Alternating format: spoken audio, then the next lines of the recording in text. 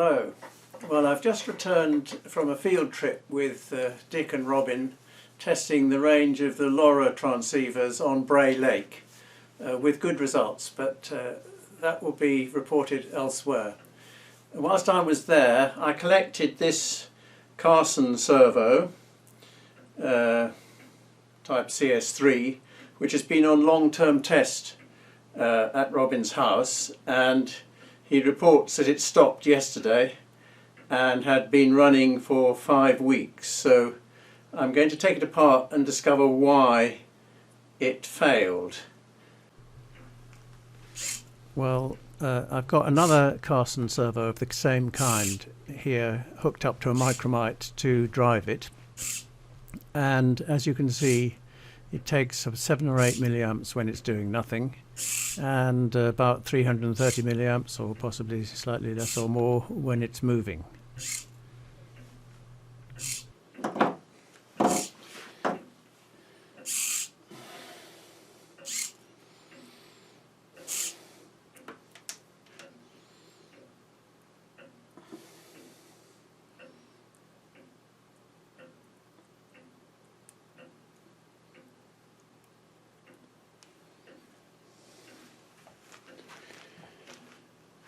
Well, that's now running on the failed unit, which takes a current of 8 to 12 milliamps all the time, but does not move.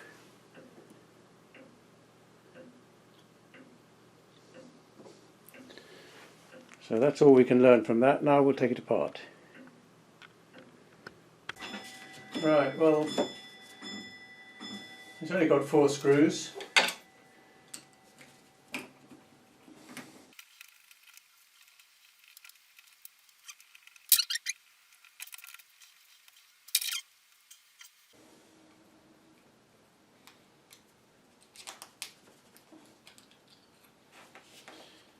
Right.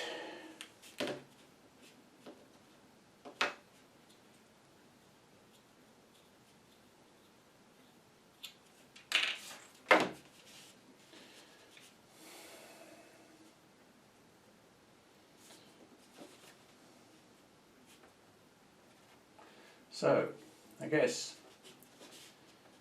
this is the motor. That's the potentiometer.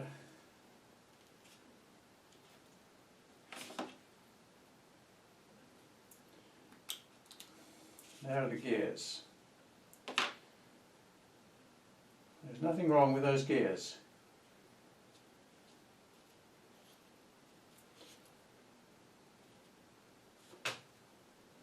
Those gears are fine. So it's either the motor or the pot. Does this come apart more? Yay, it does.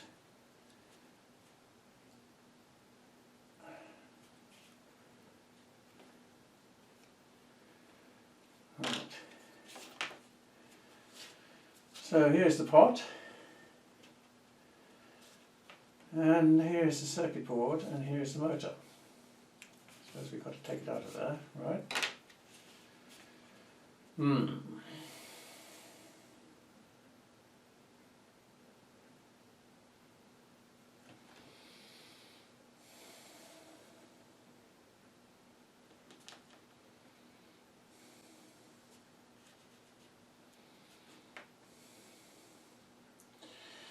Well,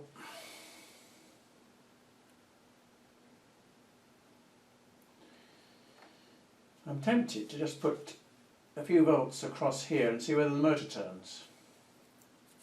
Shall we do that? Alright. This is a close-up view of the circuit board. The 4 big black chips, I suppose, are the main drive to the motor, which is to be seen to the right of them.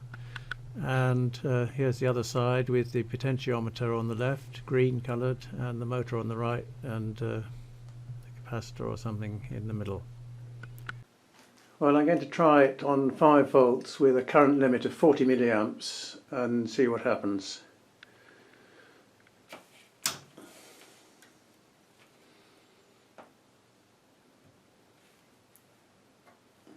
do that.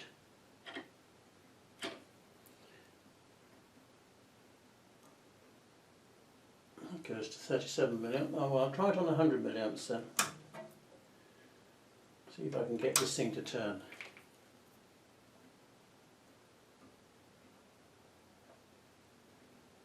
No.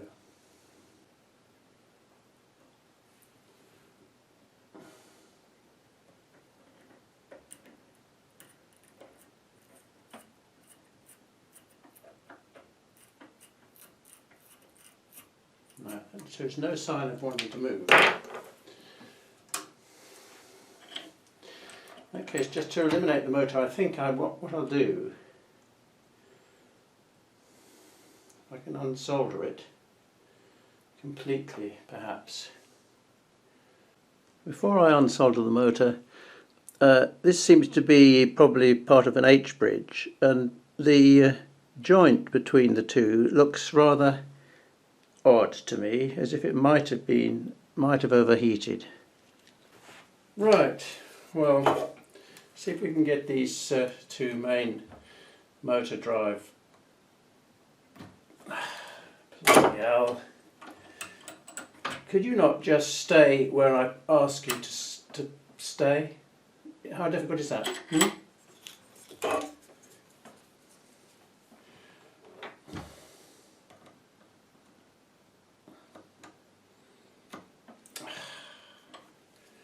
So awkward, this kind of thing.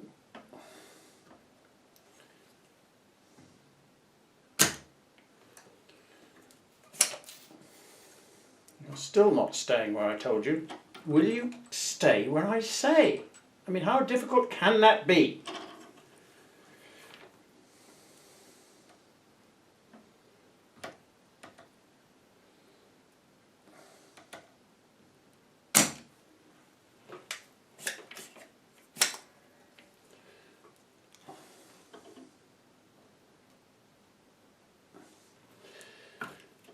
I'm not satisfied with that.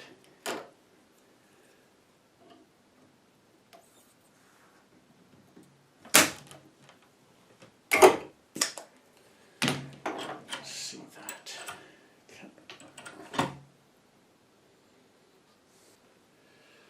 Well, if I had a screwdriver, I would use it now, but I haven't got one to hand, so maybe a letter opener will do. Thank you.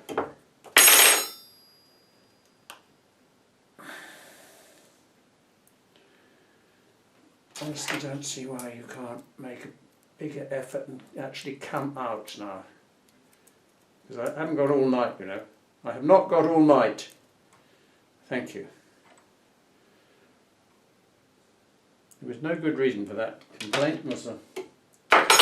You just wanted to be awkward, didn't you? Well, let's see. This vice has all the holding power of a dead carrot. Now we've got the motor off, I can up the current limit to, say, 0.5 amp. Let's see if that will go.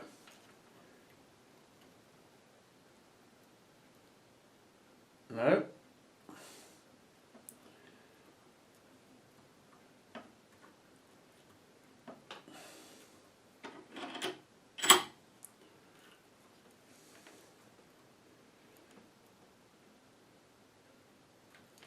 Not at all. Would you like an amp?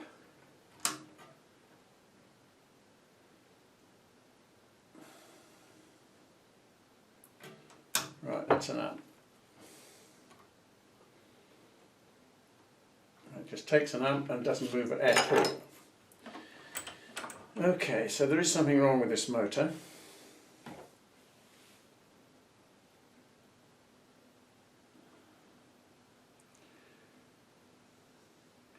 Four little tabs which I need to straighten out.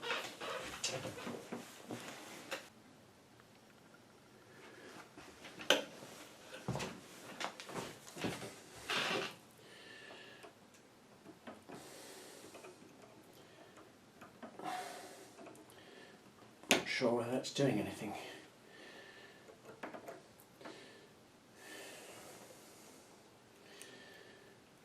think a punch would be better.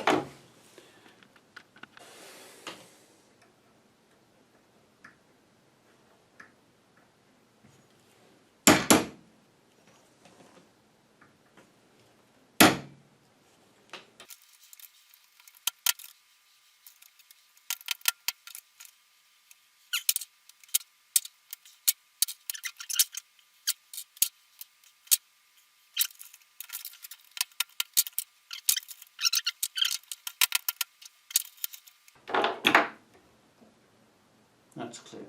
So I think they're all clear now.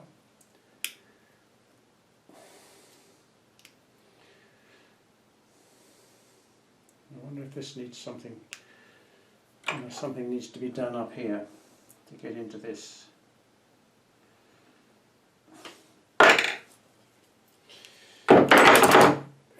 Let's just see what we can do. There's some grease in there.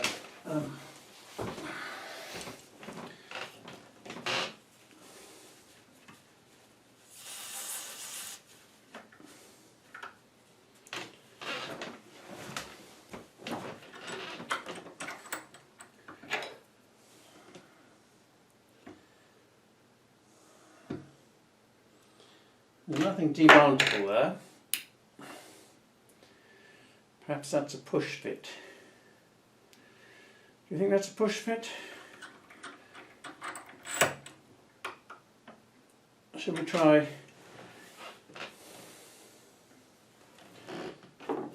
being really crude and just bash down on that?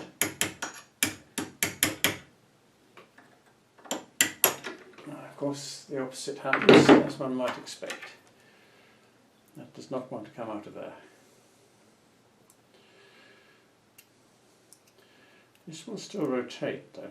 This will rotate, so maybe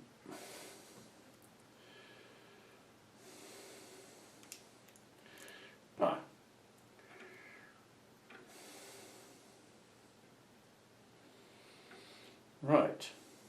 Well, we'll have a close look at that in a minute. Those are the brushes. I'm not sure whether I've destroyed this by taking it off in a crude manner. One of the brushes is completely deformed, and the other one looks okay but somewhat burnt. See if I can get some good pictures of that for you. Well, there are the brushes. The one on the right has been mangled, but possibly by me as I took it out.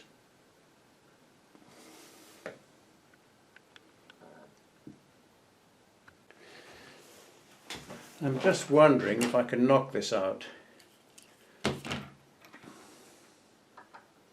it doesn't seem to come off unless this brass cog has been somehow fixed on here afterwards. I'm just going to try this.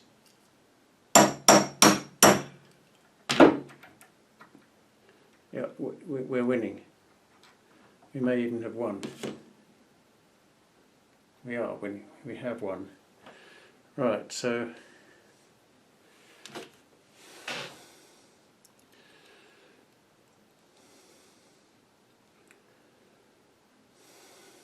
there is the rotating part.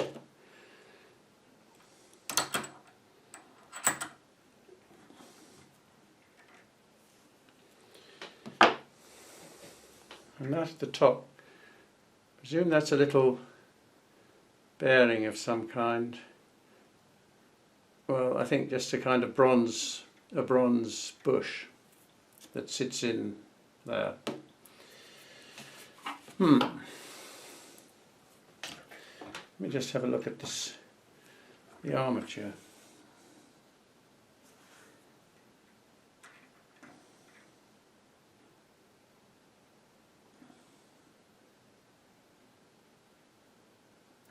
It's very heavily worn. I'll see if I can get a picture of that for you. Well, I think you can see there how ridged the, what the hell that's called, commutator or whatever is. And oddly, if I just rotate it, there's the slot between the two contacts, but nothing wrong on the other side, that half of it seems to have disappeared. Maybe there never was anything there. Surely you'd have to have it all the way around. Anyway, that's that. The rest of this thing looks okay. Well, afterwards I looked on the floor and I found this little bit of copper, which is 1/4 of the commutator, is it? Whatever the hell the brushes rub on. The 2/4 are fixed still to the armature. This one was on the floor, and where the 4th one is, I know not. Now, whether I broke it as I took the cap off, I don't know, or whether it was already broken. I suspect it was already broken, already short-circuiting, which explains why we could put an amp through it and nothing happened.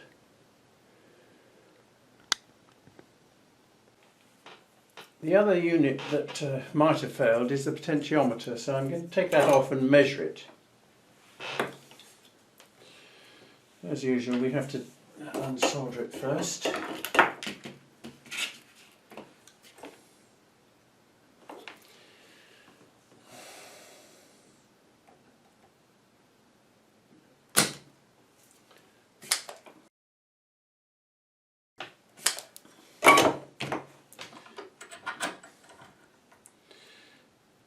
So I reckon this should come off now.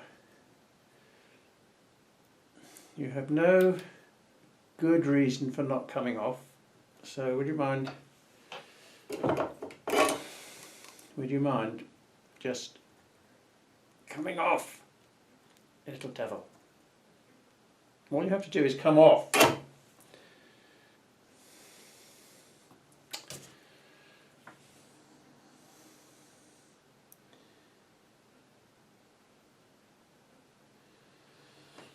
It's remarkably difficult to get all this solder off.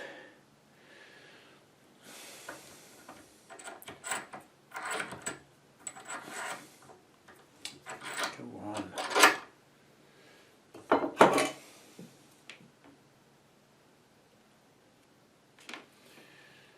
Let's see if we can get them off one by one. Come on. I know you're in there. Come on off. Come on, you can do this.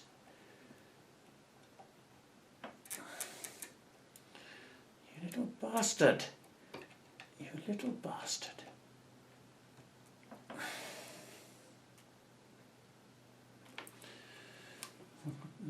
You want some more solder on there, do you?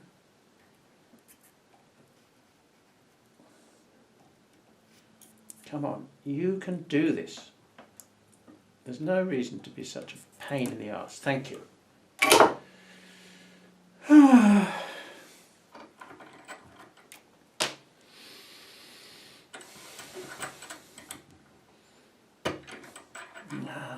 hate this vice.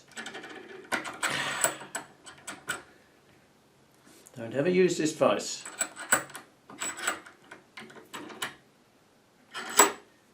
Right.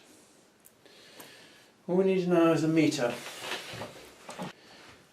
Right, well this seems to be a 5.6K pot. So if we put, excuse me, what's happening here? I can't see a thing.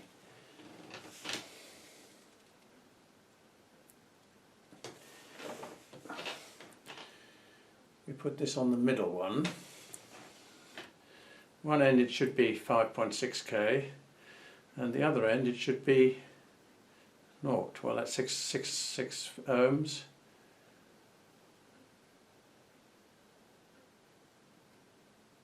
I'd say that that pot was in perfectly good condition.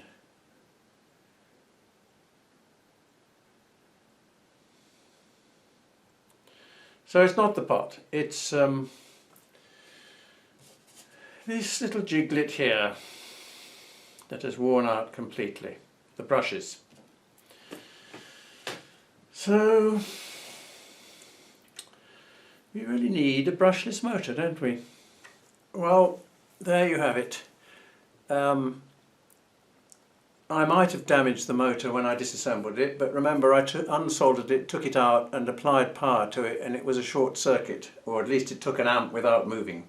So I'm fairly sure it was the motor brushes that have failed, even if the H-bridge electronics might have burnt out or been subject to some kind of overheating. I still think it's the brushes that failed, and the potentiometer was absolutely fine. Well, that's all I've got time for tonight. Thank you for watching.